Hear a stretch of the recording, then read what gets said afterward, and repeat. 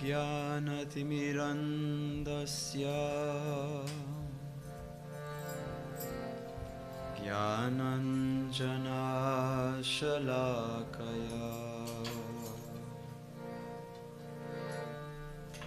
चक्षुरुन्मिलितं येन तस्मै श्रीगुरवे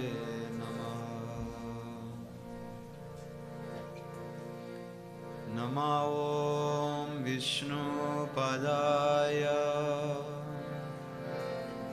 कृष्णपृष्ठाय भूतले श्रीमते भक्तिवेदान्त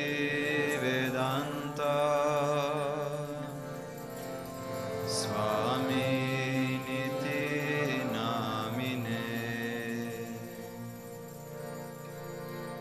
नमस्ते सरस्वती देवे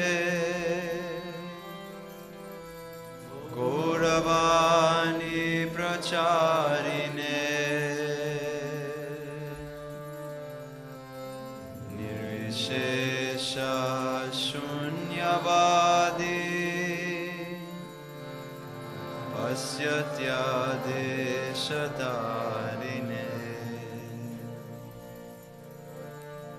जय श्री कृष्ण चैतन्य प्रभु Nityanand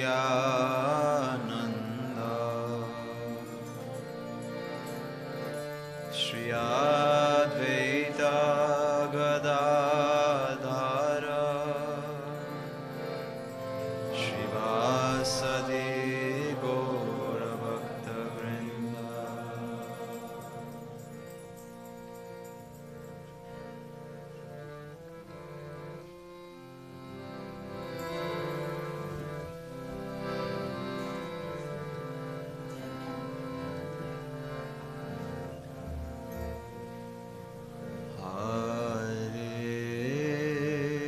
Krishna Hare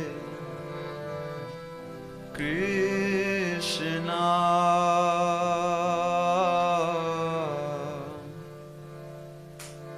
Krishna Krishna Hare Hare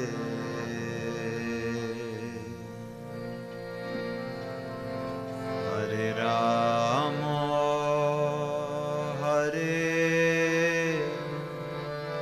Ramo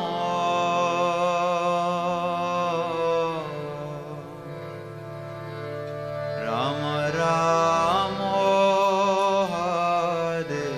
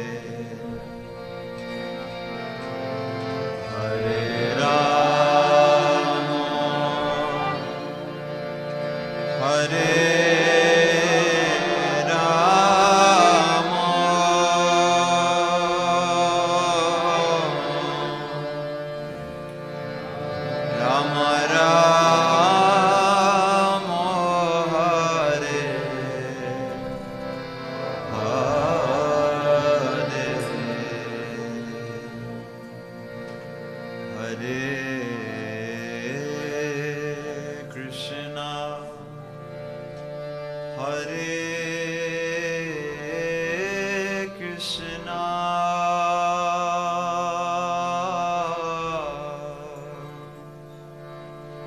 Krishna Krishna Hare Hare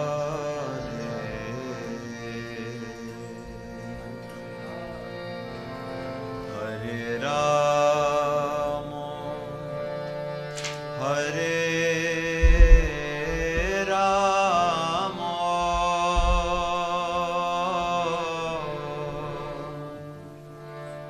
Rama Rama Hare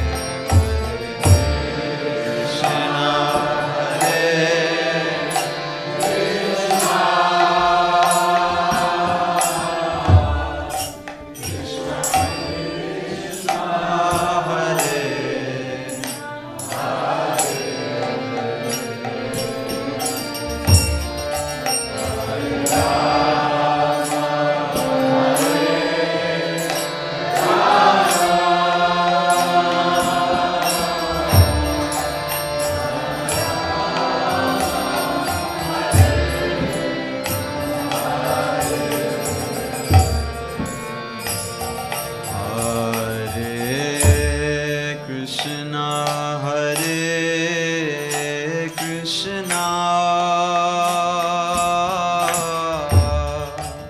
Krishna Krishna Hare Hare Hare Rama Hare Rama Rama Rama Hare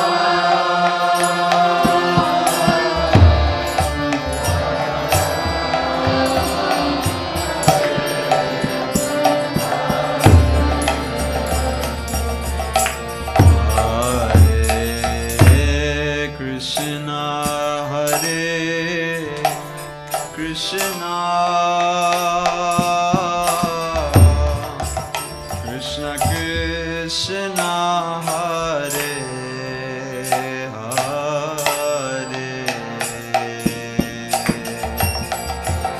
Hare Rama Hare Rama Rama Rama Hare Hare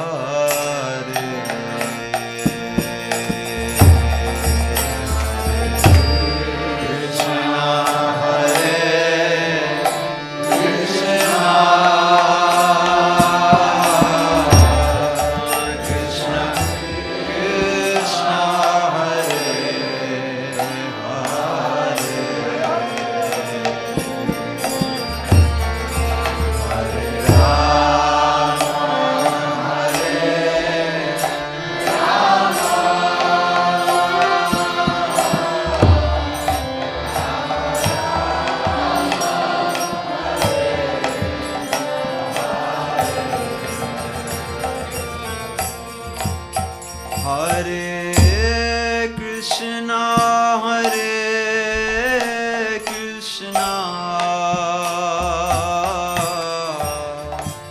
Krishna Krishna Hare Hare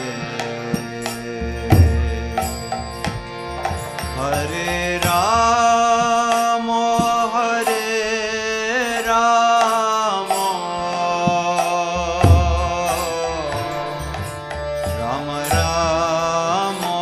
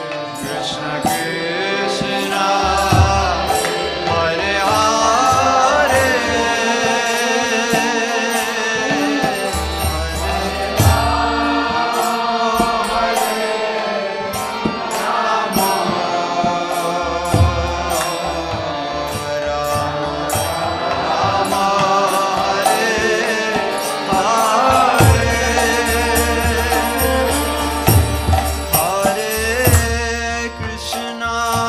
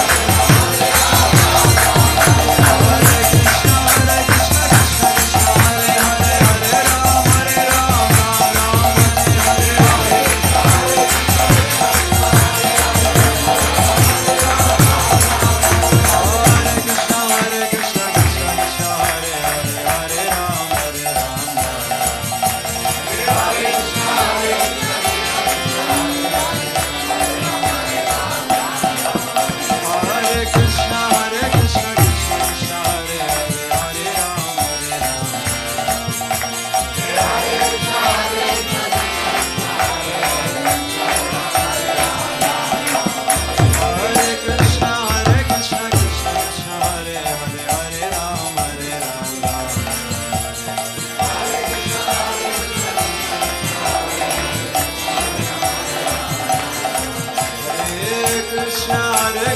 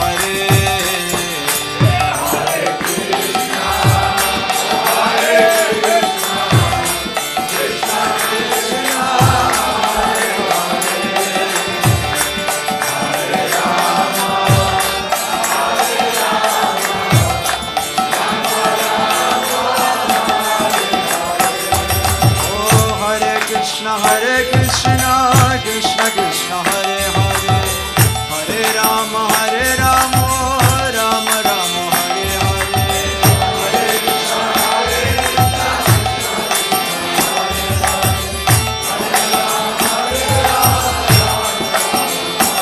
Hare Krishna, Hare Krishna, Hare Krishna, Krishna Krishna, Hare Hare, Hare Rama, Hare Rama, Rama Rama, Hare Hare, Hare Krishna, Hare Krishna, Krishna Krishna, Hare Hare, Hare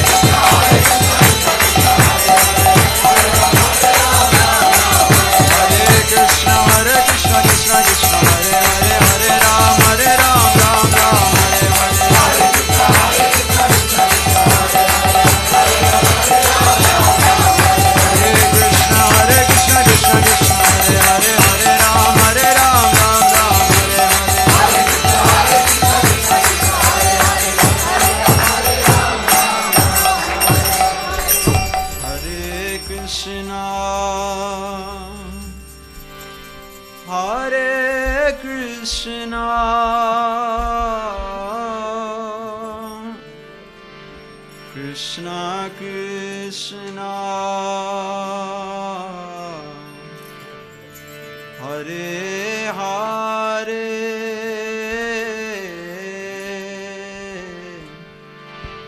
Hare Rama, Hare Rama,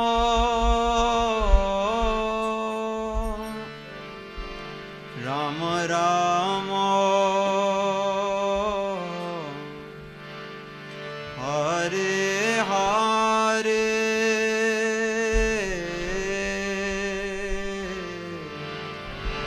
Hare Krishna, Hare Krishna,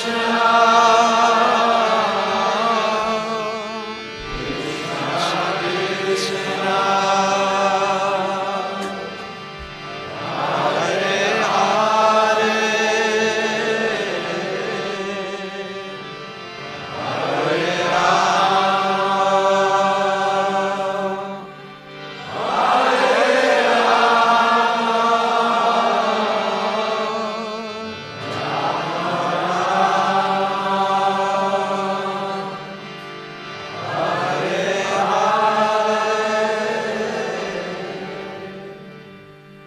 Nitai Gora Premanande, Hari Hari Bol, Shri Panchatattva ki jai, Shri Prabhupada ki jai, Nitai Gora Premanande,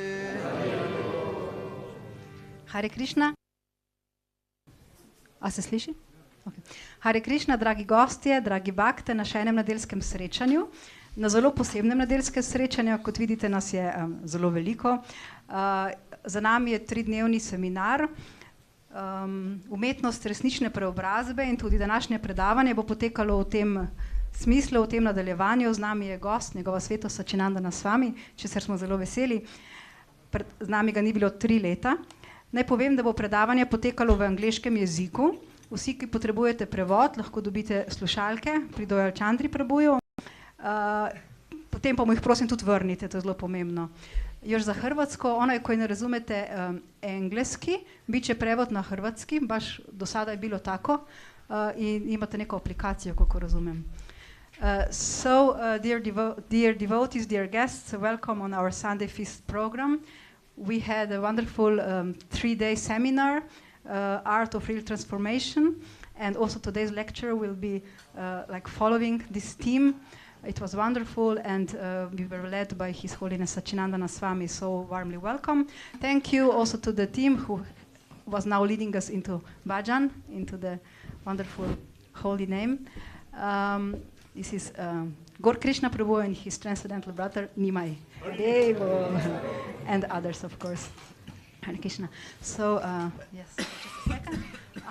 I would just like to ask all of you who sit on 2 or 3 cushions that we distribute to those who don't have.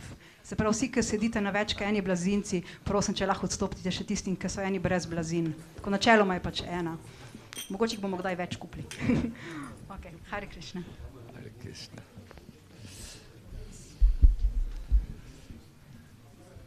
Hare Krishna.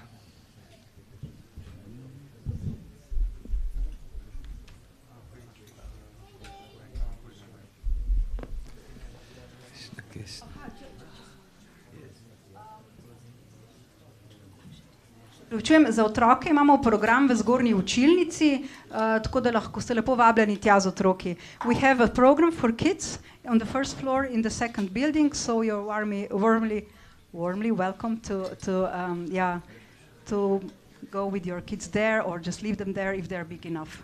Hare Krishna. They will have more entertainment than here. Hare Krishna.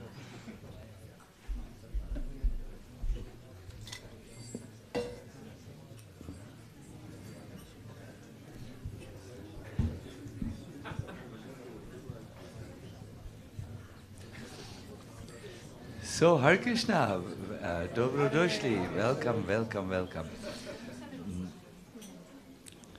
Since we are still in the requesting things, can I maybe ask that this window is fully opened and that the 2 windows there are fully opened? I realize it's a little cool, but you will see the enjoyment is greater when you have air.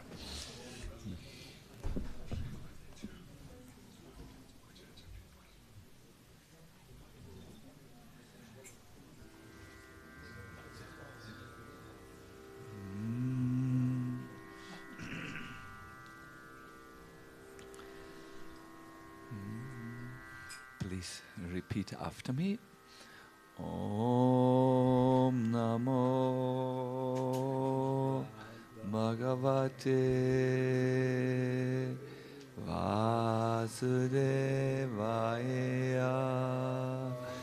Everyone. Om Namo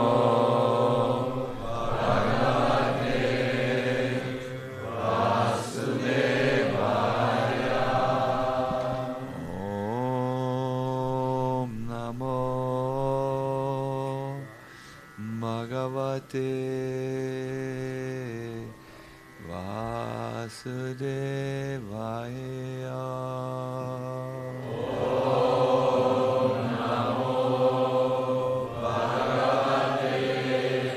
Om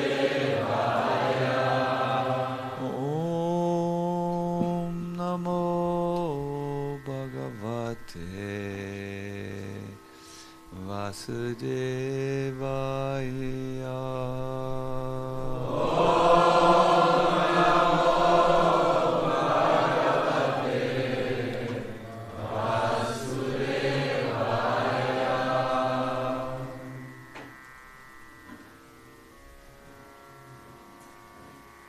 We will start today with one little mantra which I learned when I visited the temple in Nandagaon. There, after you climb up a flight of stairs, you enter the temple and you have a wonderful darshan. And when you come out of the temple, you sit on the footsteps of the temple, outside before the big door, and you become a little mindful and you chant the sacred mantra Ram. Thank you. So I thought, let us start with Ram and end with Ram. This Ram stands for Balaram. I will chant it, lead the chanting, and then you please join me.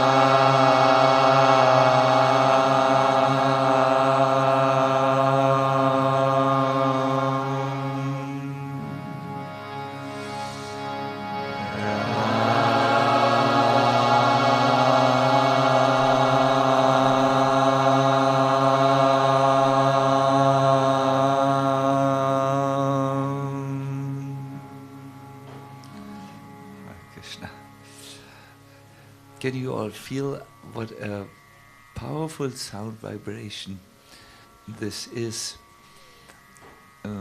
It is surprising, no? Our consciousness responds to these sound vibrations very nice. When you chant the holy names, you are actually in contact with a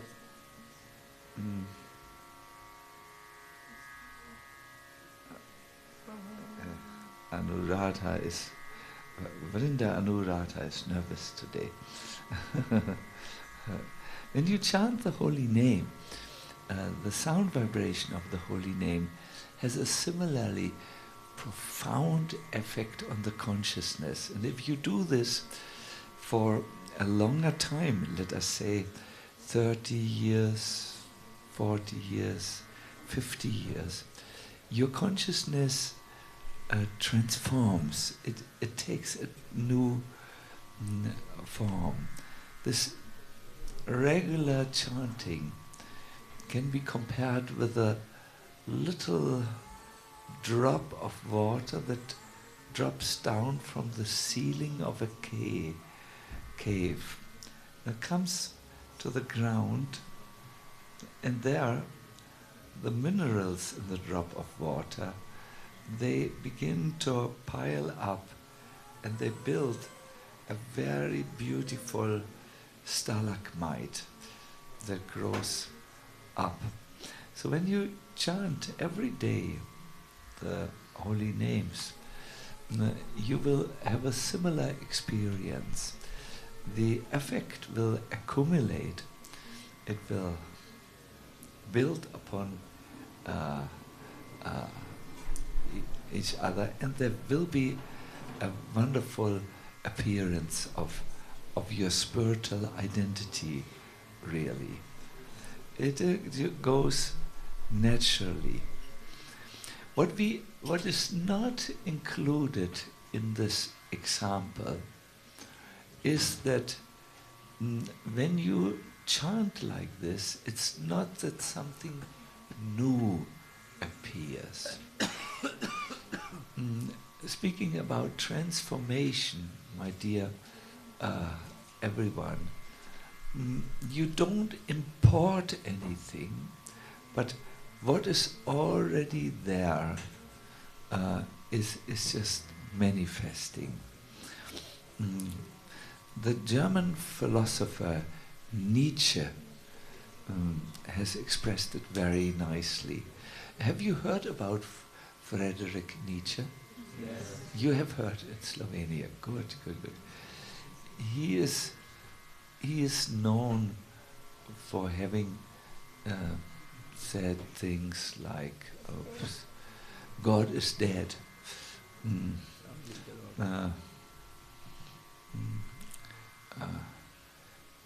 Nietzsche. Then there's the Lord has responded, Nietzsche is dead, God. So he cannot be taken so very serious, in other words, but something which he quoted is very profound. He said, become who you are. All of us are already eternal, full of bliss and full of knowledge. And the process of Krishna consciousness is just meant to transform our mistaken sense of identity into the right identity that is an eternal soul, part and parcel of Krishna. So become who you are means really to grow into that self which is already there. The example which you could give is the caterpillar. When it grows from the, what is the word, Guseniche? From the, when the Guseniche feels that biological drive to grow, it grows into a beautiful butterfly. And the butterfly is not really something new to the Guseniche. The Guseniche is the future butterfly. It only needs to go through the action, and it needs to be a little patient also. So, my dear everyone, you are already a blissful servant of God. You only need to be prepared to go through the art of transformation, and then you become what you are. Or let us give the example of a seed. In one sense, the seed is already the tree. It only needs to go through the action and have the patience to grow into the tree. And in the same way, all of us here, need to go through the action of spiritual life, and the patience and the conviction. Now, while this is going on, there are a couple of moldings. Molding means you shed your old skin, so to say, and grow to the next level. This is something which constantly goes on. And maybe this is the reason why some people are so afraid of change. We shed our old skin in the process of transformation. The old assumption of self which we have, the old idea, this is who I am, this is how I am, is changing. It's almost like the process of transformation is almost like walking up a staircase. With each step, you leave one level behind and go to the next level. No?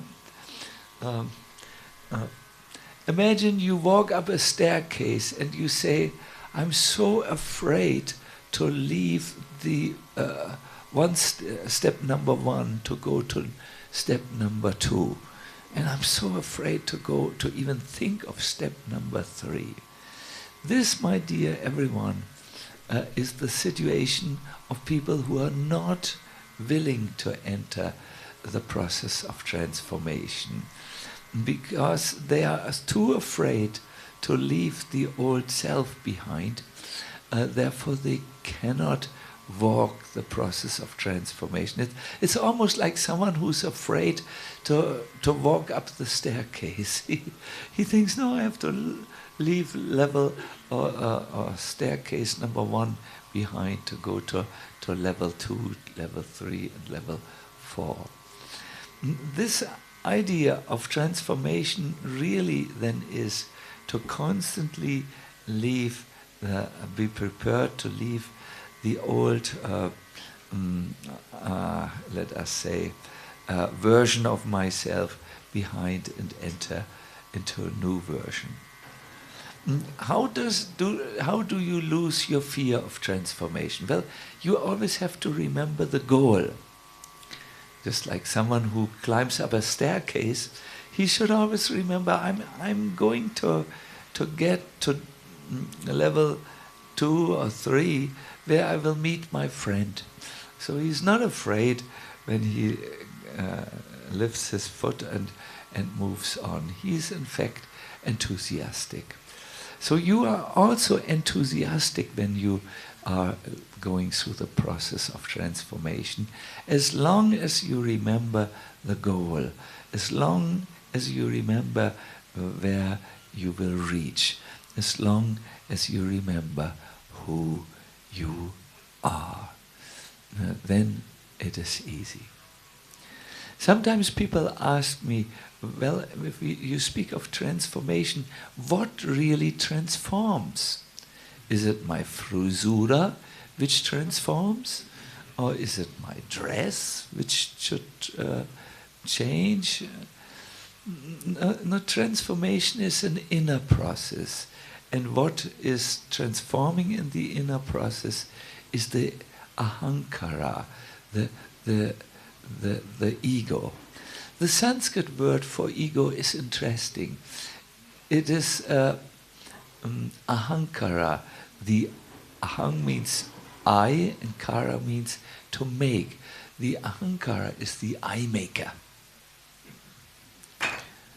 One day the I maker makes you believe you are a child. Then the I maker makes you believe you are a puberting teenager with many questions. Then the I maker makes you believe you are a young man or young woman. Then the I maker makes you believe that now you are a family man, you are a father or a mother. And then the I maker produces many more such identities of you. There's a very famous story which I like to draw your attention to. It's the story of the princess. This princess celebrated her 18th birthday in the castle of her dynasty.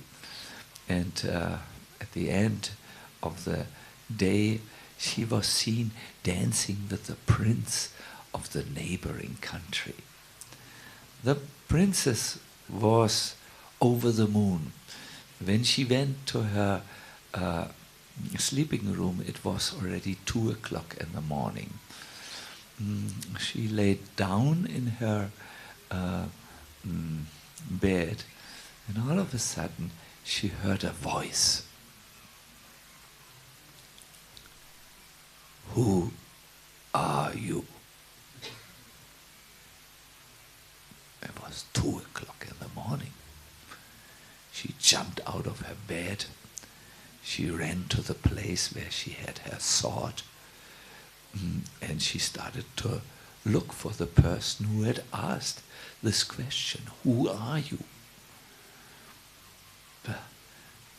She looked behind the curtains. She looked under her bed. And finally she said, Who are you? Who's asking me, who are you? And the voice said, "I'm yourself." "Nonsense! I am myself." The voice answered, "No, princess, what you think is yourself is just one of the many masks which you are wearing." My dear everyone, this was before Corona. The mask was a complete mask, not just half a mask. The person you think you are is only one of the many masks which you are wearing. The princess was shocked.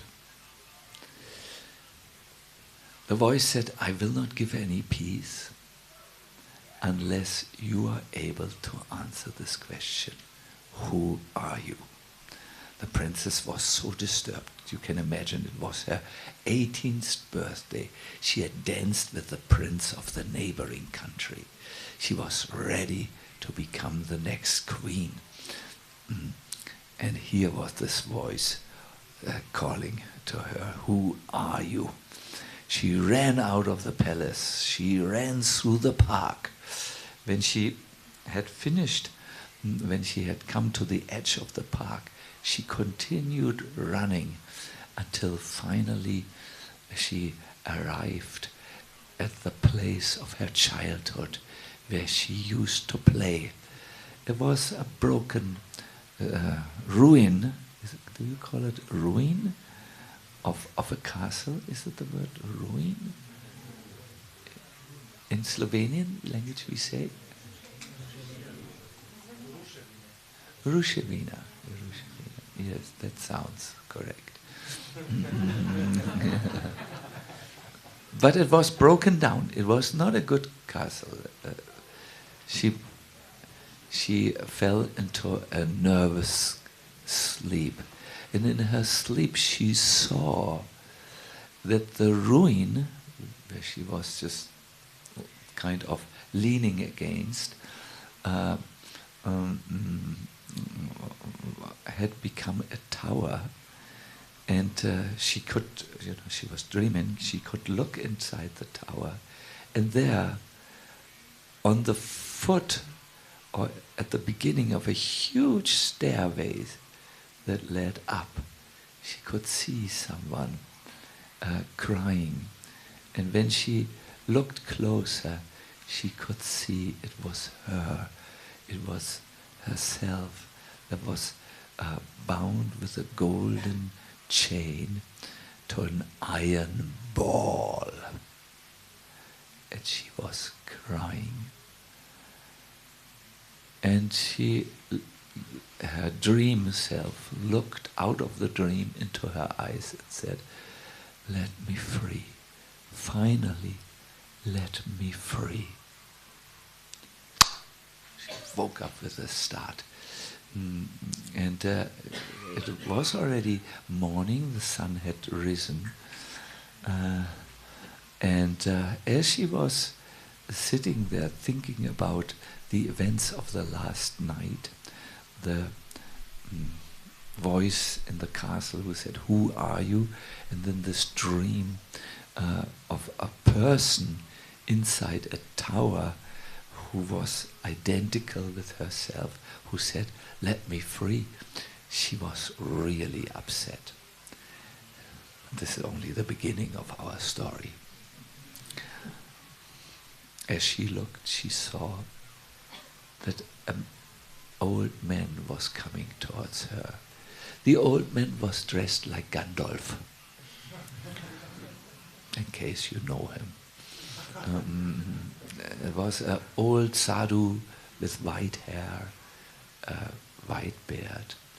And the old man asked her, "Oh, princess, have you heard the calling? Who are you? And let me free." She said, "What is it to you? Who are you? Why are you asking me these bewildering questions? I'm not in a Hare Krishna temple. This is not fair to..." But she didn't say that. I'm not in the Hare Krishna temple. The sadhu said, "Okay, you have heard the call. Come with me. I will ask you a question." And he brought her to a lake. And he asked her to look in the lake. And there in the shimmering waters, in the moving waters, she saw her beautiful face. And the sadhu said, "Do you think this is who you are, princess?" "Well," said the princess, "what else?" And look closer. And as she looked closer into, it was almost like looking into a mirror. She saw in the mirror of the lake a face which at the beginning looked very unfamiliar. It was a face of a jealous person. You know jealous in your language? Jealous means? That when you are jealous, you're disturbed when someone has more likes than you on your Facebook. Or you are disturbed when they excel, when they are better in doing something than you. She saw her jealous face. "Do you want to be that?" asked the sadhu. No. Then on that day, she saw many faces. Jealous, vain, the young girl who wanted to be liked by everyone. She saw the stressed young girl. She saw many masks of herself. And the sadhu requested her, "Let go of these faces. You only have to take it out of the lake with your hand." She did this. She put her hand in the lake, and there on her hand was her jealous face.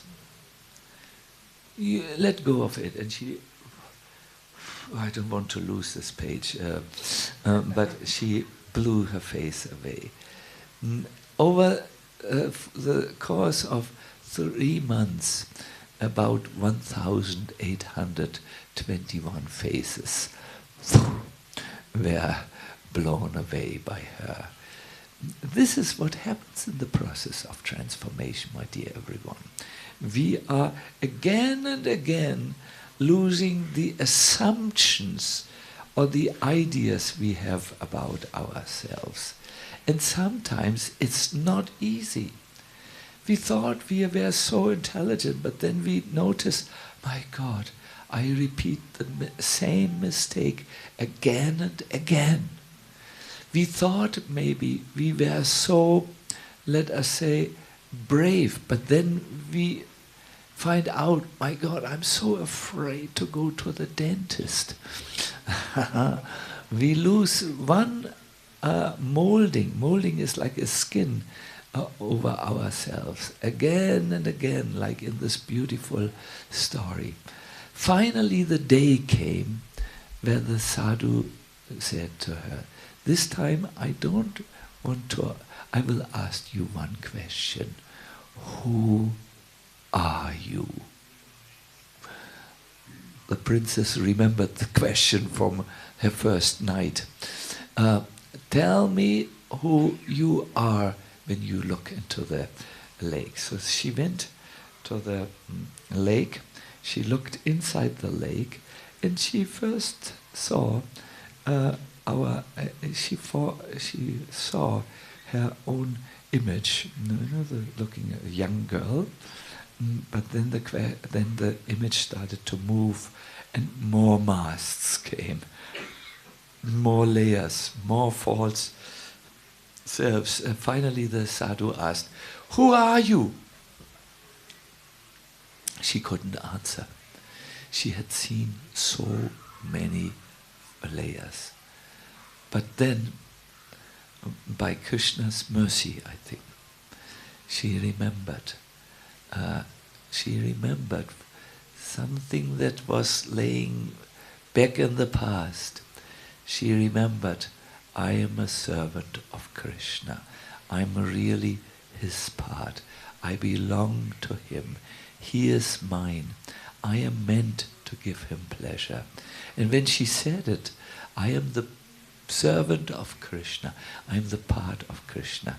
At that time, she felt free. The sadhu said, congratulations, we have taken away all the masks which are covering your real self. Now you know who you are. Now start to live. My dear devotees, isn't that something which all of us can relate to? Have you ever stood before the mirror in the bathroom? You would say, yes, Maharaj, do you think I don't brush my teeth? We stand every day before the mirror in the bathroom. At least 2 times, I think, a normal person brushes his teeth. So I want to give you a little exercise. When you have brushed your teeth and you have put your electrical or manual toothbrush to the side, stay a little bit longer before the mirror and ask the question, who are you? Who is standing in the mirror? I know one devout person from London, I will not tell you his name, who told me once in confidence. He had been a caretaker of another devotee who was having a difficult cancer, and this devotee eventually died from the cancer. And one day this devotee came out of the bathroom and said, I don't know the person who looks back to me when I look in the mirror. We know our masks. We are expert in our masks. When we come home, we are the father. When we go in the weekend in the nature, we are an adventurer. When we go to school, we are a terrorized school kid who's afraid of examinations. When we go into our car and we have to drive, we are nervous because we are not good in heavy traffic. We know so many parts of ourselves, but do we know the person who is wearing all these masks? we all come out of the corona crisis, and maybe you are like me. I have about 5 or 7 old masks in the room where I stay. They were worn 1 time, 2 times, so I kept them because I thought they are good for another airport, you know. So in the same way as someone may have many masks at home, we are using our many identities, our many identifications, I wanted to say, but we don't really know who we are until we are ready to go through the process of transformation. The transformation which will show the real I, the real me, and the real mind. You know, we were a few weeks ago, we were in Italy and visited the mountain Laverna. Laverna is a mountain that was gifted to Saint Francis of Assisi, the famous saint.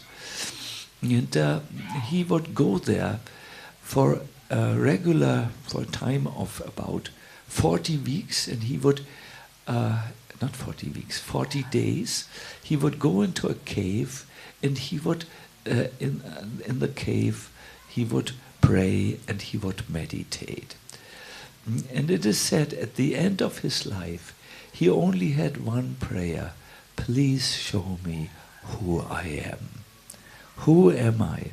And he had a second prayer also, and who are you? This is all he wanted to know.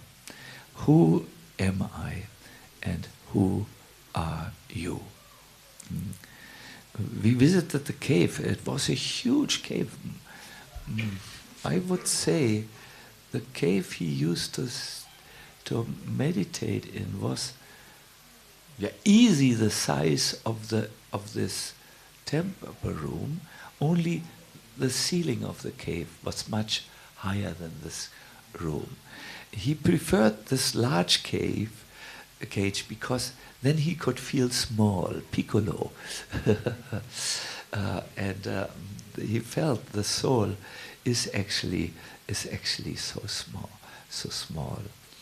Another personality who went through a process of transformation of the identity is Siddhartha. Have some of you read Siddhartha, the book of Hermann Hesse? A few, maybe 10. I tell you briefly this story. It's a story of transformation. Siddhartha grew up as the son of a Brahmin, a priest, and when he noticed his father would do every day the same things, he would say the same prayers, he would go through the same rituals, and he thought, this is not the life I want to lead. Therefore, as a young man, he left home in search of his true self. When he left his father's home, he saw a group of wandering monks, and he joined this group, and from there the transformation started coming. Siddhartha undergoes a series of metaphorical deaths and rebirths. He dies to the life of a young Brahmin when he leaves home and becomes a wandering monk. He dies to the life of a wandering monk to become a worldly merchant who loves a prostitute. Then he dies to the life of a worldly life and becomes an apprentice of a ferryman. Do you know a ferryman, what it is in Slovenian language? Huh? Flavara? Yes, this sounds very good. Splavarsky. Oh, Splava, yeah. So he becomes, he learns from a ferryman, a Splavava, and there he learns to listen to the river. You know, he sits there and sees the waves coming, and he understands as he that the waves represent the many aspects and many facets of life, and he understands underneath it all there is a spiritual reality. So this is a story of transformation where you die to the old self, to the old illusory identity, and you wake up into a new, only to shed it again. Nietzsche would say, die as soon as you can, so that you can come to life again, like a morning flash, or like the spring after a brutally cold winter. I think in Slovenia, I remember the winters in Ljubljana. Ooh, they are not winters for beginners. They are, you remember these foggy late mornings where it's so cold that the worst thing you can imagine is to get out of your bed and go into the frustrating cold place to work or so on. So, but then comes spring. After the brutal winter comes spring. So, in the same way as these personalities, you and all of us should wake up to our identity, our natural identity. I remember meeting my spiritual master the last time. It was in London. He had been already ill in India for a few months, but he had nevertheless decided to go one more time to the West, most probably to encourage all his Western disciples. So he had come to London, and we had come with a group of devotees from Germany, and we were granted a private audience. When we went into the room where Srila Prabhupada, my spiritual master, sat, he looked different. He was sitting on a rocking chair, like this, yes, a rocking chair, yes, and his face and his body was very thin. You could almost look through his hand. It was so transparent. And he looked at us. We were only a group of 5 or maximum 6 people, and he asked in his deep voice, so have you understood Krishna consciousness? What he said was, have you understood our philosophy? Now when your spiritual master asked this from you, when your teacher asked you, so have you understood? You better be careful what you answer. So I always say the wrong thing when I'm asked something in an exam, so I did not say anything. But the others, they gave many, they made many tries, but Prabhupada was not satisfied. He said, first of all, you need to understand who you are. You need to understand that you are, well, he didn't say a German. He didn't understand that you are young. He didn't say you need to understand that you are a young man. He said you need to understand that you are an eternal self, the eternal soul. My dear everyone, This is what transformation means, to give up your false assumption of who you are, to shed the masks like in our princess story, and to arrive at the real I and the real me and the real mine. I, me and mine. And that's an eternal soul. There is one mantra which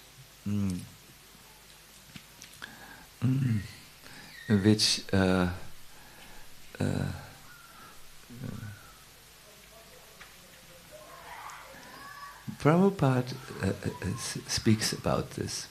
Soham. These Vedic words, Soham, are there to indicate that qualitatively I'm as good as God. Can we say this? Soham. Soham. Yeah. And these words, Vedic words, are meant to indicate that qualitatively I'm as good as God. I'm a spirit soul. He is a spirit and I'm also a spirit soul. He has got creative power and I have also got creative power. So this understanding, my dear everyone, is at the root of the art of transformation. When you start with your transformation, you begin with a sense of your ego that is rooted in illusion. Then you develop more and more. You shed the ignorance, and somehow you begin to understand that you are a spirit soul residing on the seat of consciousness in the heart, and that you are a servant of Krishna. To end this, I would like to tell you the story of Bandhu. Bandhu was a young boy who lost both of his parents when he was about 7 years old. So, because there was no one in the village who was rich enough to adopt him and care for him, give him food and cloth, Bandhu, little Bandhu, went to Navadvip. And in Navadvip he understood there's only one person who can take care of you. His name is Krishna. Yes, God. So Bandhu started to ask everyone on the road, where is God? And the people, I don't know what you will do when you are going through Ljubljana and the little boy comes up to you and asks you, where is God? I mean, if you are Hare Krishna, you would say, go in the temple. You find him there. But most of us are not Hare Krishnas. Where is God?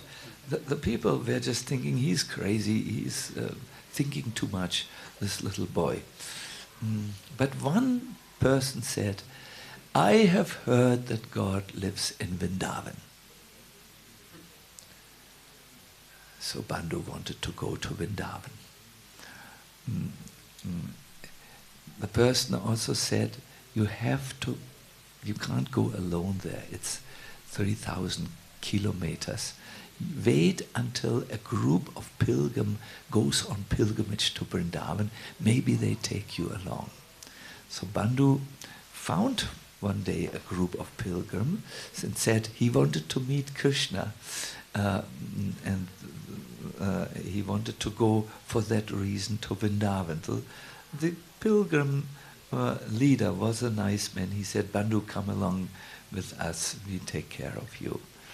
When Bandhu arrived in Vrindavan, he asked everyone on the street, where is Krishna? And they said, Bandhu, it's not so easy to meet Krishna. You have to learn first under a spiritual master how to purify yourself. And then when you are in your pure identity. You can meet God face to face. So Bandhu, my God, is it loud here? I think the young lions are let loose. They have come out of the children room and they are now roaming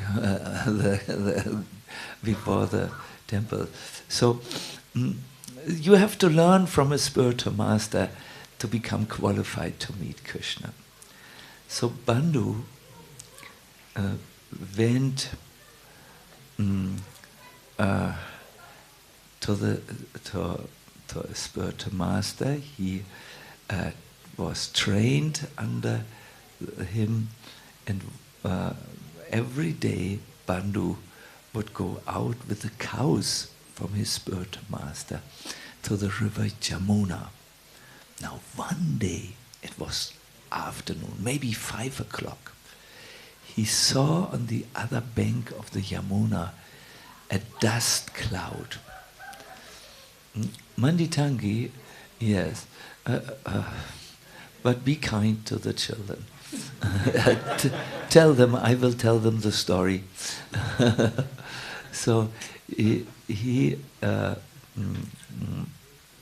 saw a dust cloud. So he went over the Yamuna, it was sometimes only this deep, and as the dust cloud came closer, he could see the dust was raised by the hooves of an enormous herd of cows. And then he heard amongst all the cows the sound of flute, a flute playing. This flute was soon joined by other flutes, and then there was a whole flute concert. At the end of it, he saw a group of shining young boys dancing and playing flute, and then the vision disappeared. Bandhu was intrigued. He came back then the next day to the same spot, and again he saw that enormous cow herd or herd of cows. And when he went over the Yamuna, he again heard the flutes, and this time he could see the group of the shining young boys a little bit clearer. He could actually discover within them one blackish boy with a beautiful turban and a whitish boy, and they were shining, and at one time they looked at him, but then like a flash, everything was gone. Bandhu became intrigued. He went the next day also, and again he saw this massive herd of cows, and this time the black boy came close to him and said, "I'm hungry, do you have something to eat?" And Bandhu said, "Yeah, something I have." And he had one old chapati, and he gave that old chapati to the young boy, and when he gave it in his hand, the vision disappeared. Bandhu came every day, and every day he could see a little bit more of this big group of cows who were herded by these shining beings. And every day he spoke a little bit more to the black boy, until he asked him one day, "What's your name?" The black boy smiled and said, "You can call me Syam, the black one. And him, this is my older brother, you can call him Ram." Oh. One day, this went on for a few months, Syam said to Bandhu, "Tomorrow Radharani will cook for all of us. So you should bring a bullock cart and on the bullock cart you should have potatoes, ghee, milk, rice, and so on. Will you do this for me? And Bandhu said yes. So he went home to his spiritual master, and the wife of the spiritual master, and said, tomorrow I need a whole load of sugar, white, rice, milk, potatoes, cabbage. Cabbage, when I hear the word cabbage. Prince Philip used to call Queen Elizabeth cabbage head.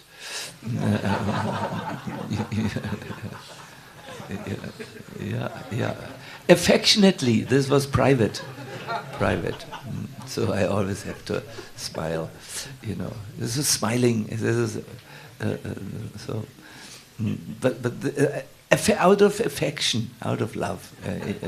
Husband and wife, not for us. We should not call. But I remember this when I say cabbage. So our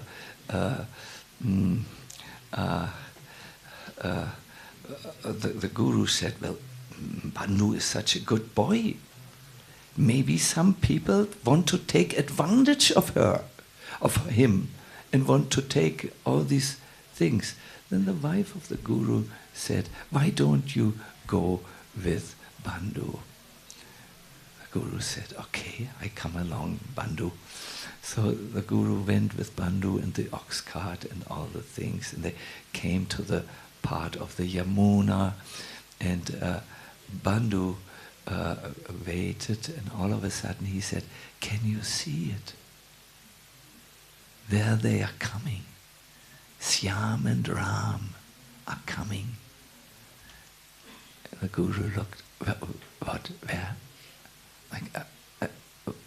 I see the other bank of the Yamuna, but I see no cows. No, they are coming, said Bandhu, and he became restless and joyful. He ran through the Yamuna. Remember, it was very, very shallow water. And he ran and he called out, Syam, Syam, Ram, Ram. And the guru didn't see anything, but he went after Bandhu, who was totally ecstatic by now, who danced and who laughed and who cried. Finally, the guru, who was an old man, started to run also, because he was concerned for Bandhu. He had never seen such a thing. So he ran, and then he didn't look, but there was a big rock like this, and he went with his foot on the rock and he fell. At that moment, Krishna thought, he is the guru of my Bandhu. He is falling. And within seconds, Krishna was there and caught the old man. And for a fraction of a second, the old man, the guru, could look into Krishna's eyes. This was the mercy of Bandhu, who had given him a darshan of Krishna. The guru became so ecstatic, he totally became overwhelmed with transcendental ecstasy. And in the evening, Bandhu came back. The guru was lying on top of the the ox cart, and Bandhu brought him home. And the wife of the guru said, "What happened?" And Bandhu said, "Guru Maharaj saw today Syam and Ram." So I like to tell you this story. Bandhu had one qualification, and if you have this qualification, you will certainly purify yourself. You will go through the transformation that is required. You will shed your masks which you do not need, and you will actually one day see Krishna.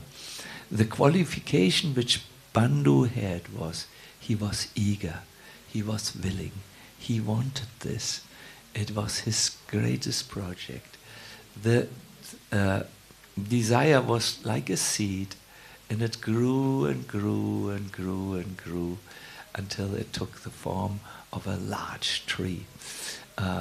In the same way, if you come and associate with the devotees, if you continue your spiritual practice, your desire, your seed of Krishna consciousness will grow and grow until you will also realize your true eternal identity, your spiritual identity as a part